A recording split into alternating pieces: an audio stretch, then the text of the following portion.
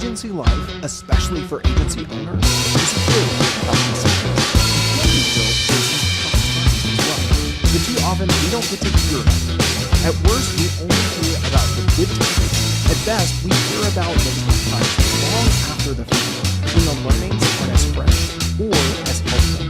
That's why I love the candor, transparency, and vulnerability of today's guest.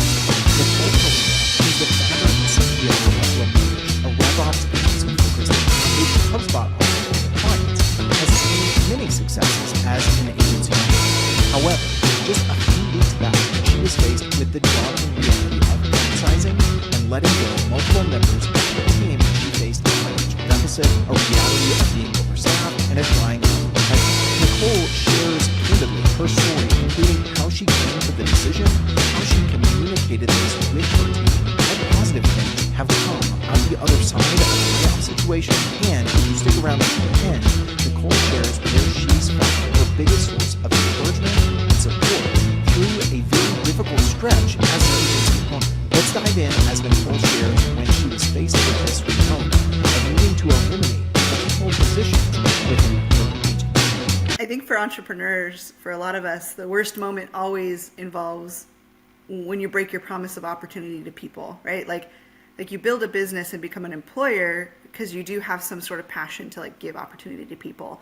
Otherwise, you would just, outsource things and be a solo operation or hire manufacturing elsewhere or whatever. You would just never have employees. But the moment you choose to have employees, anytime you sort of break that employment promise, you feel horrible. Even if all the reasons why you do it are right, you will always feel horrible, especially if you value those relationships in any way. For me, it's very recent. I think I was sitting in April and I was running the numbers and I was just seeing the trends, and I was seeing a dried up pipeline and a pretty bloated operational layer in my company, which was the result of 2021, 2022 sending us signals that we needed to be ready to grow, right? And so I layered us in with all this operational weight that is actually highly unusual for an agency. You know me well. I put planning and operations and infrastructure actually as a premium, so I probably already pay too much for that compared to what the EOSers and everybody else in the world would say. I want to live my life with less stress. That means I want to piece out more of what I normally would probably keep as an agency owner of an agency of my size. And so that although all those choices had negative consequences, that put me in a place where I needed to make a decision. And so I sat and I don't think I ate for days. I knew what I needed to do. I didn't sleep. And I was making the choice of who I needed to part ways with was the hardest thing, right? I think it's less deciding that you need to do something and more now deciding who, especially when you're in a situation where other people are the victim. When you have to make a choice and you're the only victim, you just have to figure what bothers me the least to have to deal with, right? But when other people become the victim of that choice, it's really, really, really difficult. And I know for people, they've done layoffs of hundreds and thousands of people, and I just did 2. I knew I needed to get rid of 2 people. I needed to look at the numbers, and I needed to see who is going to be the least likely to make the most impact in the next 6 months compared to their cost. The ugliest way to look at it and be how do I make a choice on somebody's employment here? And so I had to pick people where I'm though I valued the human and I valued their potential and what they could give me, I just couldn't see the ROI in the next 6 months based on the state of the company, not on their skills or their capabilities or what I think the potential they could have given. But there's always a reason why we have to choose someone. And so we were looking at it going, who is underutilized of no fault of their own, right? Or who is overpaid in the sense of what the market could really be offering, who is offering a skill that maybe be doubling up with other skills that we had here. And so we made the selection. But I knew I would under layoff because there's what a lot of people were telling me, because I sought a lot of advice around this, and they said there's 2 waves. There's the one that you control first. These are the people you're letting go and parting ways with. And then there's a second wave of individuals who are emotionally charged by the situation. They feel either betrayed because they're losing their friends. They feel that now's the time to jump ship and go seek other opportunities. Maybe they were already looking at those opportunities, or maybe, at this moment that they decided it's finally a time to make a change in their world, for whatever reason, right? Everybody has a reason, and it's the right reason for them. And so I knew that I needed to under lay off, because then subsequently someone will tell me what they want and they'll move on, and that will be our full wave of what was happening. And it was interesting because it was like, I knew I needed to do it on a Monday. I couldn't plan things correctly to do it on a Friday, which is what they always tell you to do things in the organization. So Monday was the day I had to do it, because once I made the decision, I just couldn't wait a day longer. Once I said, this is the date I'm going to do it, I couldn't push it back. And at that point, there was some PTO related items, and I just, similar to how you don't lay people off right before the holidays, I didn't want to lay individuals off right before their planned long-term vacation that they had. And so in theory, I probably shrewd business leaders who are profit-minded would have told me I should have done it a month sooner, when I knew I needed to conduct this layoff. But the human in me said I at least needed to get to the other side of what people had been planning, put money aside for. It's the least I could do to make sure that we could get them to the other side, even though we were burning money. It's something right there that is just evident to me, Nicole, in my time in knowing you for about a year now, since we originally crossed paths, is that you are highly pragmatic. And I think something you said there is something that we heard Jay Owen mention in a previous episode on this show, that doing the equations of what is the value in salary and benefits and these sorts of things to an individual, and what is the value back out to the company and ultimately to our clients of our agency. Like, doing that math does not dehumanize people. It's pragmatic. It's the way business and life work. And at the same time, balancing that with, hey, bringing in the human element. As you mentioned, you were looking at the math to make the decision, but then in how you made the decision and the timing, you did let some of those other things contribute to your decision. And I just want to call that out. And I think that is probably a healthy way to deal with this, right, wrong, or indifferent. I mean, we could spend the rest of this time debating these different particular pieces of advice. If you find yourself here, do you do it quickly? Do you cut once, cut deep? I've heard that sort of thing, because the last thing you want is multiple rounds and then people are even more on edge. But from what I just heard you say there, it does kind of echo my experiences. There's always two waves. There's the wave that you can control, as much as that is terrible to go through for the people and for the person making that decision in different ways.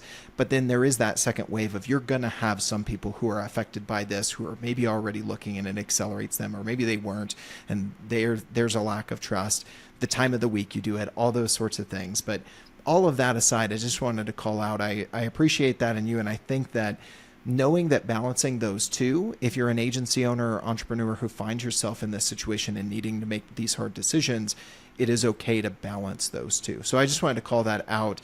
And I think I cut you off mid-sentence there, so you can keep going though. Yeah, I think there's more pressure as an agency owner, because our product is our people, versus when you lay off the whole finance team in a manufacturing plant. Maybe I'm biased, but I do think when you're in the knowledge worker space, the bonds are tighter. The appreciation for each other tends to be much more, because we literally wouldn't exist without each other, right? Especially people who do the frontline delivery. And so I feel like the emotions tend to be higher, and the layers of grayness and decision making needs to be more thoughtful, and you have to know what your non-negotiables are. And then, for me, the date, once I set that date, it was a non-negotiable. But then, figuring out who the people were, and then figuring out how I was going to approach it, like all these things, I knew one person before I knew the other, so it was like a journey to figure out, like, how do I make these numbers work? How do I make them work in a way that hits our ability to stay in business now without hamstringing the worst thing would be a boomerang effect where we lay people off and 3 months later we get clients and so I couldn't cut deep, because I don't want to do this yo-yo effect, right? And so, like I said, profit-minded business owners probably would disagree with a lot of my decisions, because they're not always very profit-oriented. They're very much people-oriented, and I value the the equity I earn in terms of like relationships and the weight of the work I have on me and the harmony of us collaborating and working together so much more than making way more money. And so I looked at that and I, along with the layoff, I made the choice to cut off my salary. So I haven't been making an income since April as well. And so I cut off my salary before I even knew who I was laying off. And I cut off my salary before I arrived. Everybody knew I had shut it off because what I didn't want was somebody to feel like I was laying them off to preserve my own situation. And I think that a lot of people would do that. Like, hey, like it doesn't make sense for me to be working for free, so you gotta go. That's not my mantra. I'm a saver. So, I am pretty frugal. My financial state is like a low cost way of living. So I knew I could do that. Like that's like, if I'm laying people off and if this company is having a struggle, I shouldn't be rewarded. At the top of the food chain, you shouldn't be getting a reward if what you're running is not working well. That might be the line of the entire episode right there, Nicole. And, whether someone would make those exact same decisions or not, I have to tip my cap to you for living out the values of being very people-minded. From the moment I met you, I know that you're a networker, you're a relationship builder, those sorts of things. And so hearing that come out in the way that you approach a very tough time as an agency owner doesn't surprise me at all. So I think from there, I just want to, again, thank you for your candor in continuing to share this story. And so as deep as you want to go here or feel comfortable, tell us a little bit more about maybe some lessons learned in the next phase of you decide you need to make a change. You decide what the change is going to be and who's going to be directly impacted. You know that you can't affect the who is impacted in that second wave, that you only have some influence and very little control there. But the next thing you can control is when and how you communicate it. You alluded to a few things there of maybe communicating the other cuts you were going to make, including your salary before the layoffs or in tandem with. Talk us through some of the decisions you made and some of the things that maybe you would repeat if, heaven forbid, you had to go through it again, or you would advise other agency owners if they do find themselves in the same spot and needing to take that next step of communicating this sort of tough news to a team. Yeah, this is a hard one. For me, I shared with my team that this first layoff, they were blindsided, but that I felt with the type of company we were, the type of team we were, it would have been cruel to socialize the idea of a layoff before it occurred. It would cause people to lose their focus, which then will further put us down a path of not having an opportunity for anybody at that point. It would provide pressure on people to, figure out like, is it me, or do I need to start overperforming and adding stress to their life? It also provides a bit of survivor's guilt. So it's like you wish the whole time you don't lose your job, and then when you don't, you feel guilty because someone else you love and care for did. And it's a moment I felt, and I could be wrong, but for my team and for what I was doing, I felt that it needed to happen as a surprise. And then we got together and we called it the State of Remotish meeting. And I said, moving forward, I promise you, every decision like this now you will be involved in. I said, what led up to this was something you had no control over, and so the layoff you had no control over, but moving forward as a team, we're no longer going to make these decisions without you being a part of it. And so what was interesting is, and maybe you'll lead me into this part of the discussion, but I found that now that we've gotten over this really negative blemish in our history, the remaining team has gotten stronger together. We've had much more collaborative discussions. We've been able to address things that sort of were left unaddressed in the past. There's a lot more bonding happening, a lot more let's just be real about our happiness or our unhappiness. And what's interesting is a lot of people are going, wow, the decisions that have been made since the layoff have been so much better than the decisions that were made leading all the way up to the layoff, right? They can see the change. I know some of the reasons why we arrived here. Some of them were in my control, and a lot of them were out of my control. And it's interesting because the things that were in my control probably affected us the most because they weren't factoring the things that were out of my control, like the macroeconomic situations happening. What was difficult is in 2021 and early 2022, it set a benchmark for us of what to expect, and we all forgot what life was before then, right? And so for a lot of us, we're like, oh, if we just power through, right? A few months later, we'll be back. It was such a yo-yo effect. It was and so for me, I was sitting in a hopeful place going, all right, well, if we just ride it out. Well, we're not in the ride out zone anymore, if that's the best advice I could give people.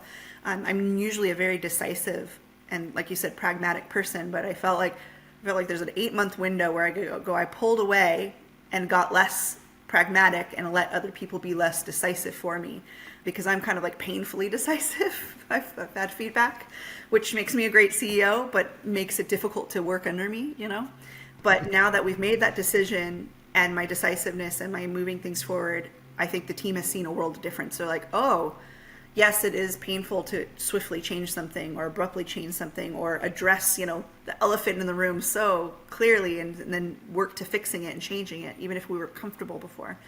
But now we see, after doing that work for just a month and a half, what life could look like on the other side. They're like, okay, now we know why we needed to do that. So if there's anything, I could also look at it as going, this was an 8-month training ground, a boot camp for people to realize why decisiveness and pragmaticness and structure and organization and all these things are required to have a successful business. 2021, you literally could be asleep pushing a button and people were paying you 6 figures. Now, like, you need a PhD and you're going to get, $40K for your job. And so I think we're all in a correction. And the correction I needed to do was bloat in my company that didn't support our ability to be in business. Yeah, and it's something you were saying there of kind of what we got used to in 2021 and 2022. People talk about lifestyle creep, right? You look back and you're like, oh, 5 years ago I was making this, but we were fine. If I went back to making that right now, it would be completely disorienting, right? And so I think we can do that in our career, in our personal lives, but also as an agency, we can kind of forget what it was and what it looks like to be successful there, because we were successful at that point. And I can totally also appreciate what you were saying there in what can we ride out versus what can we not? As the pandemic was hitting us in 2020, I was on the leadership team of a podcast production agency, Sweetfish. Many people who know my story know a little bit about that. And that initial wave of what's going to happen, we all kind of tensed our shoulders. For folks not watching the video, I'm even just instinctively doing that, right? And we had a meeting with the team. We said, we don't know how this is going to impact us, but we're not going to hide from the fact that we're all looking around and somewhat concerned about what's happening. For us, it ended up being an accelerator because we had more people who were investing in remote content production. They were shifting stuff from events into podcasts and webinars and live streams and those sorts of things. And so in that moment, for specific reasons to that scenario, we braced, but then powered through, right? We eventually got to a point where that wasn't the case. I would agree with, one of the things that you mentioned there, and that the communication plan, although feeling abrupt at times, it is somewhat cruel to kind of socialize like, hey, stuff might be coming. It's kind of like, in good times when you're sharing news with the team of this is coming, we don't know what, stay tuned for more information. It creates more anxiety than it does having folks feel in the know. However, I have seen some posts from you recently where you were talking about, I think it was the one, Nicole, where you were talking about KPIs, and a different definition, or a few different definitions of that common acronym that are not key performance indicators in the way that you're talking about them. But I think that is related to some of the shifts that you guys have gone through in the way that you communicate, the way that you make decisions as a team. Maybe you could speak to those, some of the things that have been coming to light for you and for your team as you guys have been working through the other side and seeing some things that have positively impacted your culture in the agency. Yeah, no, and I think some of it, maybe in my ignorance, is just indicative of my size, right? You can be much more collaborative and much more, inclusive and all this stuff when you're tiny. So I might be representing a very small crew of people, but, a lot of those KPIs keep people informed, keep people involved, right? Keep people invested, keep people whatever, however you want to define the KPI. That's how we used to be. We built our culture around that, a very asynchronous, very communicative, in the moment, well-documented organization. But in our journey to hit the growth goals that everybody else was, we were there. We were going, oh my gosh, 2021, money is just being thrown at us if we have the people. And we were skipping corners, and we were cutting documentation, and we were just trying to hire and onboard people as fast as humanly possible. And I think, in 2022, it led us to lose our way of like who we were. We were those types of people. And so I'm trying to get us back to who we were pre like pandemic. We were a highly collaborative, well-informed team. When you have a culture of sharing the ups and downs consistently all the time, then the anxiety abates because you're getting information all the time, bits of it, and it's layering on top of each other. And no longer are you sitting and simmering for large periods of time, left to wonder what's happening. And so that was a big part of it. I knew that I had pulled away for about 8 months. Honestly, I was tired. I was tired and falling out of love with my own business. That's when I started CULTURISH to give me a home to house my thought leadership that I was more passionate about. Mm-hmm. I laugh with people and I'm like, I probably should have been like a chief operations officer or a chief people officer. Like I really don't love being a CEO, but by nature of owning the company and it being small, I have to be. But I was on a journey to be like, can I give up some of my core responsibilities and pursue other things? Because the roller coaster of 2020, 2022, I was like, I am over this. Like the joy of entrepreneurship has been lost on me. And I love entrepreneuring, but in that moment, that way of entrepreneuring just felt so like counter to who I was. And I felt like I was making all the wrong decisions. And I thought, well, maybe somebody else can make better decisions than me because for whatever reason, I don't know, and I needed a break. And so I pulled back for a good 8 months and then, realized that honestly, and maybe this is not what people want to hear on this podcast, but in this moment that we're in, like we need stronger ownership involvement than less, right? Like if your name is on the door, like you need to show up right now. We can pull back in the future when things are stable, but in times of crisis, the one and only person that can be counted on in a small organization is anyone who has an ownership stake, right? Like, and honestly, it's usually the founder because they're the one who had the drive, the initiative, the passion, some, seeds that moved them to build it. They usually have the most legacy knowledge. They know how the story evolved. They can be the person who can rally everyone and tell us like, I sit with my team and I'm like, oh, well, we used to do this in 2019. Let me tell you all about it. And then this is how it evolved. And let's go back to that. And they're like, wow, it's so cool to hear the story of a company that like, but I wasn't a part of that before. Like, oh, I can see where I came in the story that, oh, now I remember how it went moving forward. Storytelling actually, I think is a huge part of like a founder's job to connect people back to the origin of why you're even here. Not even the why, but it's like the why of many, many years past, Yes, and how yes. we got And here. how has that evolved? And what was the why then versus the why now? And why did it change? It sound like we're just beating the Simon Sinek drum here with how many whys we just dropped in the transcript of this episode. But tell me a little bit, because I would love to double down on this idea, Nicole, of founders and agency owners right now, when times are tighter, when things are a little bit more tense, they need to lean in and not pull back. You mentioned a few things there, but what did pulling back look like for you, or what might it look like for other agency owners? As I know your network is full of others. What might that look like, and where would you encourage them to lean in? When you say, hey, you need to lean in when times are tough right now, what are some of the things that looks like to give people some tactical tips for implementing that? Yeah, I think if you're not a strong operational leader, then you need to have a right hand that is like 100% aligned with you. Like you two are in lockstep. Otherwise, as the only person potentially at the top of the food chain, you have to be a strong COO at this moment. You need to be there to have the hard conversations around accountability. I think for me, when I fell off and sort of started to pull away and focus elsewhere, I was one of our biggest accountability engines, right? I was our biggest operator, most organized person on the team. And so it's like that was lost, and other people who had other core skills came in and they were visionary, or they were making decisions, or they were wanting to build products, or they wanted to do all these things. These are all grand things, but they weren't good executors.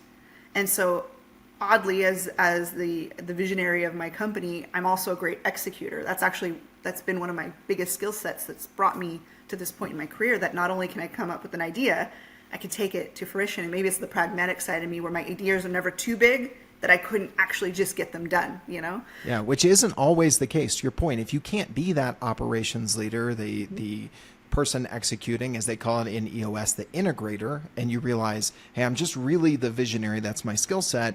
If you can't become that, you need to find that person. So it is unique, but I've seen that before. The previous episode I mentioned with Jay Owen, as they've run EOS, identifying who can play those two roles, because you do need both. That can happen in one person, or it can be two. So I hear you saying, become or find that operational leader, be there to tell the company story to your team and repeat that. Maybe it's Pat Lencioni who talks about the CEO needing to be the chief repeating officer. If I'm misquoting him and it's attributed somewhere else, I apologize to all of you listening, but it's a good quote nonetheless. And lean in again by having the hard conversations about accountability. Something else you would add to that list, or do you think those are really the top three, Nicole? I think a lack of accountability became when I spent that month knowing, okay, I need to do a layoff and I need to understand who I need to lay off. And not only that, I needed to build a plan. So, though I'm extremely decisive, I'm also very strategic. I'm like, okay, I'm going to have to do a layoff, and then I'm going to have to come swoop in, bring the morale back up, be that chief storyteller and repeating officer to the team, and then lay down a plan and execute on it as swiftly as I possibly can. Like, we don't have time. We were hemorrhaging clients. And to note, not only, so for anybody who's listening, not only did we lay off some people, so we laid off 2 people, but we were only 12, so that feels like a lot. And then we lost 2 people who quit throughout the course of that week. So it was a really heavy week. But I even got on a call on Monday when we did the layoff, and I said, this is the state of Remotish. We just laid 2 people off. I realize that there's going to be a second wave. I realize that some of you are going to take this information and make a decision that's for the better for you and your family moving forward. And that's what they call the second wave. Like, I wasn't hiding anything. I was like, I am well aware there will be a second wave. And even some people were like, wow, I never thought about that until you brought it up, that I've noticed every time there's a layoff, there's usually people then that quit. And he's like, and I never understood why people would quit when other people just lost their job, but now they can see where those emotions can run high and whatnot. And so for me, it was building that plan. So it's like, I had to be super, super decisive. I had to come, make that decision, make that cut, and then move forward. And now I needed to be our accountability officer. I needed to get us back on track. I had to identify all the gaps. I had to have talks with everyone and say, hey, this is where you're falling short, but you're here for a reason. So please, help me by working on this, and I just had to tell everybody what I expected from them. But I had to do the work alongside them. It's very easy to show up. Same thing, it's easy to be a visionary leader, but it's very easy to show up and say, you need to do this, but not model it for them or not guide them through it. And so I have had series of meetings. I've had extra meetings. I mean, I'm sick of meetings. I don't want to have meetings anymore. But in this moment, we actually needed to become a much more synchronous team. We're known for being exceptionally asynchronous, but I had to load up meetings. We are redoing our ICP. We were redoing our personas. We were doing our service offering. We were everything is getting touched and tweaked. No stone unturned in this company right now, because what I don't want to do is be like, oh, we forgot about this, right? We moved forward and forgot about this. So, but we also lost clients. So when we lost those team members, our third wave in theory of impact on our company is a mass exodus of clients. When they see a bunch of our team leaving, they think we're unstable. And then when they see, the individuals they were working with leave, they feel like, oh, there's going to be a loss of legacy knowledge. There's going to be a loss of continuity in our services. And it's a great call out to think about, plan for, as you mentioned, where the product is the people. I think that is unique to agency life. Yep. And I mean, to share a little bit about my numbers, I had no choice. So here we are, 2023, early April, when I knew that this probably needed to occur. I was staring at a negative $85,000 month in May, and no pipeline that was giving me any sign of what was going to be better. And I did an audit, and I looked at all of our clients, and they were all on 3-month contracts. And previously we used to be month to month, which is a double-edged sword. One, right. It means they're going to just keep paying forever. There's no indication they're actually leaving. 2, though, there's nothing to keep them there. But we actually performed better month to month with that freedom to leave as you will than we did when we had a 3-month contract, because every time we had a 3-month contract, we had a dead month where we didn't get very good at renegotiating these contracts. So then we lost income for a month, and then we had a pretty poor retention rate afterwards. And so I was looking at it, and I was like, we don't have any clients that are going to be returning to us. It was like 3 of our clients are on legacy retainers with us. And I was like, this is a very bad picture, right? Like, this is like, we're of the size that I could lay the whole company off and just service this load by myself, you know? And though I know how we arrived at this state, you know, the compounding things that got there, it's just, you know, there was no longer a lifeline.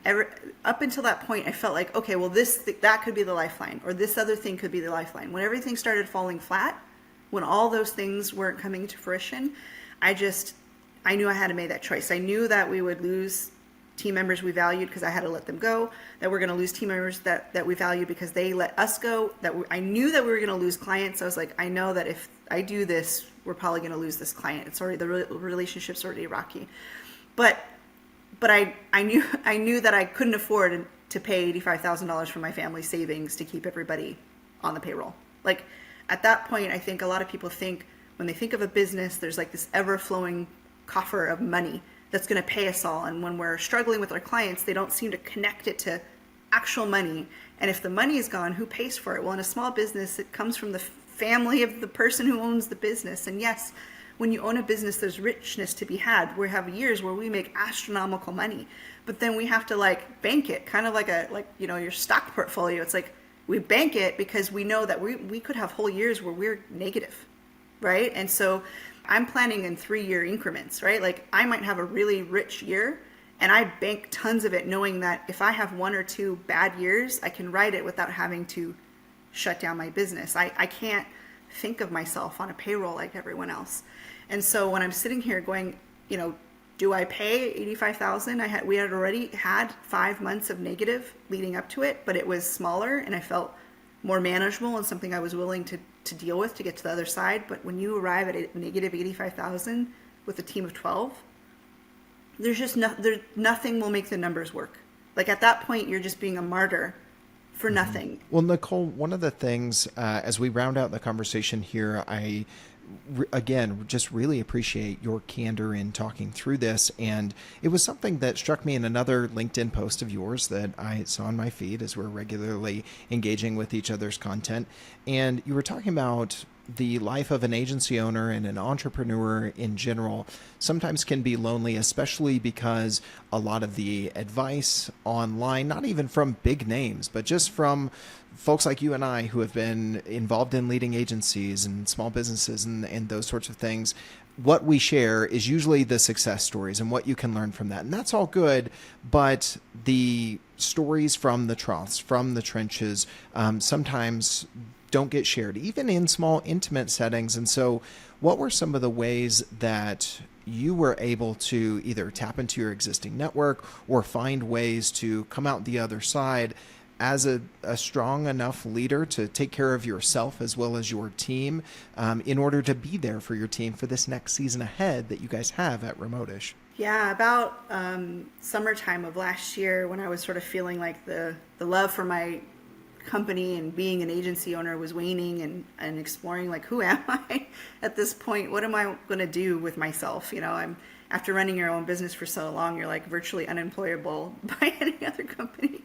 And so I started to seek out people like me. And what was difficult, not to say that I don't love all the male agency owners out there, is the story of a female agency owner tends to just be vastly different than a male agency owner. I started my agency when I had little babies that I was like nursing at home. I still do the majority of sort of the domestic things in my home, even though I work full time. I'm the main breadwinner. I have all these pressures on me. And not that I'm not happy with the nature of how my personal life is structured. I just have things that I've not been able to really feel like I could talk to the male agency owners in my world. And I have plenty, and we talk all the time, and we're well connected. But it was all business. It always felt like it was surface still, right? And you know me, I'm like, I dive real deep, and not everybody welcomes that. And so I started to seek community, like, big time. And yes, I'm a big networker, but my networking always was like work. And I was like, I need to just be honest with people, because I felt like for so long on social media or other things, like I'm a reflector. So I'll reflect and then I'll throw it out to y'all. But it feels like a one-way conversation. Like I'm just telling you and then you're going, oh, I get it or I don't. But I need to talk to someone, because I don't want to be reflecting by myself. I don't always have the answers. And I was arriving at moments where I was faced with challenges I've never experienced before, and I had no one to talk to. And it was lonely. And it was like, I would cry at home, and I'm like, because I don't want to talk to my spouse about it, because he only gets a certain amount of it. And he's like, fire everyone or quit, or, he's like, he doesn't, I just need empathy. And though he cares about my feelings, he's not a business owner, so he doesn't understand all the dynamics behind it, right? Or the challenges I'm dealing with, or that sometimes I just need to be listened to and don't need advice at all, I've heard that from my wife as well, and tried to, be clear in both directions. Look, I need you to listen right now, or look, I need you to help me solve this right now, right? Because whether it's our spouse or someone in our network, sometimes that communication of before we start kind of pouring our heart out, we need to let them know, here's kind of where I'm at. Here's what I'm looking for. Sometimes it's nice when they guess and they nail it, but can't always expect for that. the win, right? But I needed community on a more intimate level. And so I started seeking out select women that I admired, right? We've interacted before. The way they operate just works well. And at first it was like I was pursuing, Gabby is one of those. Gabby from Proofpoint, you've mentioned her on other podcasts, and our circles aligned, but she was somebody like we'd communicated on the peripheral and connected often enough where I'm like, Gabby, we need to be friends. And she's like, oh, okay. I was like, no, but we need to be in a Slack group, and we need to talk to each other, and we need to share these things with each other, and we need to be able to support each other because it's lonely. And then I started to collect women like her and bring them into my circles. And then I started to realize there was other women who were doing the same thing, other female agency owners, where maybe they had a small circle of 2 or 3. And I've just been pulling them in. And these women were amazing to support me through this moment, because a lot of them were doing the same thing, but it was much more hidden. I laid off 2 people, and it was like thousands of people knew about it. They are laying off like 10 people and no one knows about it. They just don't have such a visible brand. So here I am for the very first time in my life having to think of optics, of which I think is the most BS thing to have to worry about, because I've never worried about that. But I don't want the people who are still here to lose their opportunity, because the optics are playing a story that doesn't tell everything going on, And so I needed these people to help me through that, the sleepless nights and the decision making and just the reassurance you're doing the right thing, right? Like you're doing a kindness to people when you're saving, the majority, and a few people have to sort of find their own way. She's like, it's going to be really easy for them to find jobs. Your people are well trained. They're well regarded. She's like, that visibility is going to be their future network for them. And so it's just like you have to seek community. And I think in terms of the agency owner world, especially when you're in the moment, because I haven't solved my problem, I'm still operating at a negative. It still sucks, but it's much more palpable now, and we have a plan, and I feel confident in my plan, and maybe we'll recap and see what things look like later. And to your point, usually people are not telling you about a weakness in the moment of weakness. It's always when we've triumphed said weakness. But True. all that's been Very keeping true. me through, though I love my family, I love everyone, it's this group of women agency owners that I talk to almost every day in a Slack group, that we support each other with our social content, that we ask each other ideas, and we vent, and we don't judge each other, and we have a moment to not be on our best behavior and have a thought or a feeling or an idea that maybe that runs counter to our normal selves just because we're mad or we're frustrated. And it's interesting because all these women who live very similar lives to me, we just interact, even though we're totally different personalities when it comes to understanding entrepreneurship and how running an agency intersects with everything else. It's almost like we're all in lockstep with each other. And I felt like I had partners. Like they know my financials. They know, decisions I'm making before I'm making them.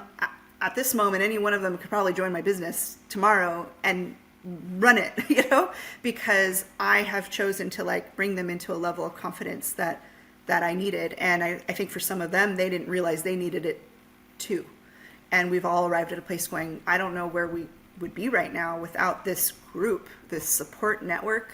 And that post was all about leaning into, it's not the decision that you're making that should determine your happiness, but it's who you make those decisions with, and it's find people to talk to, because whatever your resulting decision, you shouldn't live in regret, or you shouldn't live in frustration, but you should feel supported in that decision. Whether that decision is I want out, I'm done with agency life, got it. How do we help you do that, right? Or it's I'm in it, I'm going to make some decisions. These gals we talk about, they're talking about mergers and acquisitions, and what are the next steps that they're going to do in their business, and they're peppering a dark moment in all of our businesses with potential and things to get excited about. If I showed up and started talking to my team about mergers and acquisitions, they're going to be like, we just did a layoff, lady. Are you tone deaf, right? But when you're in our seat, you think of the far off future. You're thinking in years of the future. You're making decisions today that you're will never bear fruit for 5 years from now. And I had nobody to talk to about that long-term strategy and vision, or the short-term, painful decision-making that I had to do. And so that's that. Good advice there in, leaning into those relationships, being very intentional. I love what you said there. Gabby, maybe we're acquaintances, or however you would define this right now, but we need to be friends. And I mean that, this is what I mean, right? And then investing into that small circle that, then does grow. And then I think the other piece of advice there, Nicole, is that at times, as much as we want to be transparent as leaders, and through this process, you gave some great advice of, hey, I prepared, I shared this tough news with the team, but then I leaned into the one-on-one. Other things that maybe would have been a Slack message in the past, they were one-on-one conversations. At the same time, you also have to recognize that there are things that are better left kind of kept from your team based on their perspective, based on the seat that they sit in, that it is better to talk with your peer group about first, and then plan that communication with your team, or start that communication and start to involve them at a later stage. Doesn't mean you go over here, you figure it all out with your peers and your advisors and that sort, and then you just come to the team. There can be a middle ground, and there can be a transition there, but we need to recognize that those are different, right? I was part of an agency with a founder who was very visionary minded, and when it was just 4 of us, I was full-timer number 4, we would talk big picture, long term, and this sort of stuff. And then as we got to 10, 20, 30 plus people, we as a leadership team would mention these sorts of things, not even just coming from James, but me as well. And people would be like, wait, what are you talking about? I'm freaked out by that. Wait, I would hear later, that kind of stressed me out. And we were like, I thought that was exciting. So we do need to think thoughtfully about when and how we have those conversations that are different with our peers who are agency leaders and owners versus the entire team. So I think that is a very practical thing to wrap on as we get to our final 2 segments. I want to make sure we do hit on those, Nicole. So we've got our Fast 5 that we're going to hit you with. I know that you're great off the cuff, maybe even better than when you're prepped for questions. So we're going to hit that and then give you an opportunity to give a shout out to someone who has impacted your agency life. You ready for it? Mm-hmm. All right, let's dive in. So right now, I guess this is applicable for the story we're talking about today. If someone gave you $10K a month, no strings attached, to invest in your agency, what do you think you would do at this juncture with that extra infusion of capital? I actually have those 2 roles planned. I need an internal operator and an internal marketing person. And I think I've listened to enough of your podcasts where that actually is a centralized theme. That is a theme that's emerging, operations and marketing, and it's timely as well. I just saw some data from Pete Caputa talking about how many agencies invest in their own marketing, how they view it, just continuing with what he's doing with some of the benchmark reports and getting some of that firsthand data from other agency owners. So something to lean into there. All right, number 2, what are some of your favorite books that have impacted you as an agency owner, Nicole? I'm not a booker. I know I go contrary to every entrepreneur who has a stack of books. I think my ADHD really works well with social media or podcasts or blog posts or just short form ideas versus learning a whole subject at once. So I'm constantly consuming stuff all the time from news feeds and things like that. I think an impactful blog that changed the trajectory of my career that's still relevant today is the Chief Martech blog. When I discovered the Chief Martech blog in 2013, when I was starting my career, I was a technical marketer and I didn't have an identity because I didn't want to be like content and creative. But that was like blasphemous. Like if you're in marketing, you're a copywriter and you know how to design.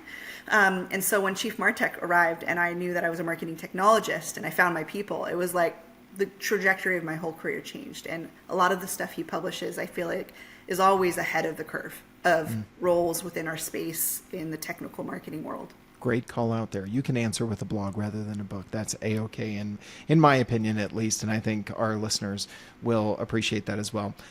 Number 3, what's one mistake you've made in running your agency that you'll never forget? I feel like the mistake that I just made and had to, and am recovering right now, is the most painful.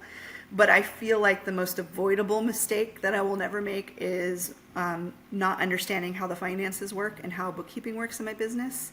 I had a close to $800,000 total impact embezzlement that we uncovered in 2016 in my last agency. And after that, I got a PhD in business finance and taxes and labor law and all that stuff because of that situation. And had I just understood how to look in QuickBooks and had I just understood how all the finances just work together, I didn't have to do it. I just had to understand it.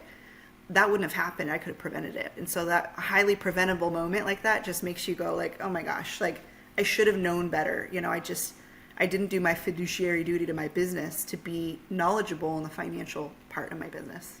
Got it. All right. Well, Nicole, as we round it out on the Fast 5, number 4, what's the hardest part you think about agency life? The people.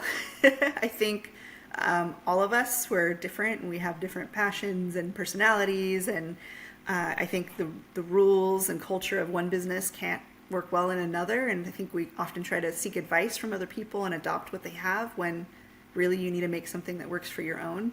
But people can be the worst. We can be the worst. All of us can be the worst part of working together when we're not well behaved or we're not considerate or whatever. And we've all had our moments, honestly. So yeah, if we're being honest, that is absolutely true. All right, we always like to end it on a positive note in the Fast 5. What do you think is the best part of agency life? I think I've heard this on a lot of the other ones, is also the people, because when you know how horrible people can be, how selfish we can be, how in our natural state we can do some just, unfathomable things, when we see the goodness in people, when we see the achievements and the growth, and when we see possibilities and potential, it's very inspiring at the same time. It's like, it's knowing the distance between our badness and our goodness is so great that when we see the good, it's like awe-inspiring and amazing, because we know that all of us are like traversing a huge chasm just to be that good. And so it's the people at the same time, which is why you need to go find other people, because the people, could be the reason why you're having a tough time or a great time. Absolutely. That is not the first, and I don't think it will be the last time that answers to number 4 and 5 in the Fast 5 are the people. All right. As we wrap it up, Nicole, it's time for you to give your shout out to someone who's impacted your journey as an agency owner. It's interesting. I do think Gabby made a shout out to me, and I would like to make a shout out to her, because I think being a friend that I forced to be my friend, and an agency owner who operates her company with a great deal of ethics, I think has been a great recent sort of guide for me. But I would say my very first and last boss in 2013, who was actually the one who planted the seeds around flex time and my views of time. He was an individual who owned a software agency of 50 people in San Diego. And he said, I don't care if you arrive between 6 a.m. and 10 a.m., as long as you arrive anytime between that time. And then he would plan all his meetings for the company in that crossover moment. He had employees in all sorts of time zones. And it's almost like a lot of my model of time viewing today came from this one boss I had for 1 year in 2013. Most impactful, most pragmatic leader I ever worked with. And here I am 10 years later, still singing his praise. And he went off to exit his agency. And yet, it's interesting how we have maybe one boss in the past that had a point of view or changed our mind frame that the whole future trajectories change because of them. Completely agree. I love to hear that sort of story. And I've heard your frameworks that have come out of those lessons that you learned from that boss. For anyone listening who, that kind of piques some curiosity, if you go to teamwork.com/agencylife, scroll down to the webinar section and look for the one a few months back we did with Nicole. Nicole was kind enough to share those frameworks on how we approach time, when, where, and how much we work that really kind of set the stage before you talk about the nitty-gritty of time tracking and capacity management and those sorts of things within your agency. So I'd encourage you to check that out, because Nicole did get some really great lessons, planted those seeds, and has kind of worked those out in the decades that have come since then. Well, speaking of following up and staying connected, Nicole, for fellow agency owners and leaders listening to this, if they want to stay connected with you or reach out individually, what's the best way for them to go about that? LinkedIn. I'm hugely accessible on LinkedIn. You can send me a DM. It might take me a few days because I get a lot of messages, but I'll try to make room. I'm constantly clearing out, maybe people who are less active on my LinkedIn and trying to connect. I'm not so big where I can't connect with everybody still. I publish a lot of content, so commenting on that could lead to really great conversations. You could always just DM me your booking link, and if I have some time, I'll try to get on a networking call. I try to be as available as I possibly can within the limitations of my time. But I love meeting people and sharing ideas. I think that's how we met, and it's not stopped since. So yes, if you're listening to this and you've never met Nicole or engaged with her content before, want to tap her as a peer, I can tell you that will definitely happen. We crossed paths at Inbound last year, then we ran into each other at the airport as we were both waiting for our planes, and ever since then we've hopped on and off different conversations. Some we've recorded, some we haven't. I appreciate you being willing to record this one, so go and connect with Nicole. She has a wealth of knowledge and a friendly face for other agency owners, whether you're at one of those peaks right now or you're at one of the valleys. I think it's the big takeaway from this conversation is that we do need a network of our peers, and we want to continue to grow this community of folks who are willing to talk about both the ups and downs of agency life. So thank you so much for listening, and Nicole, thank you for being our guest today. No problem. Anytime.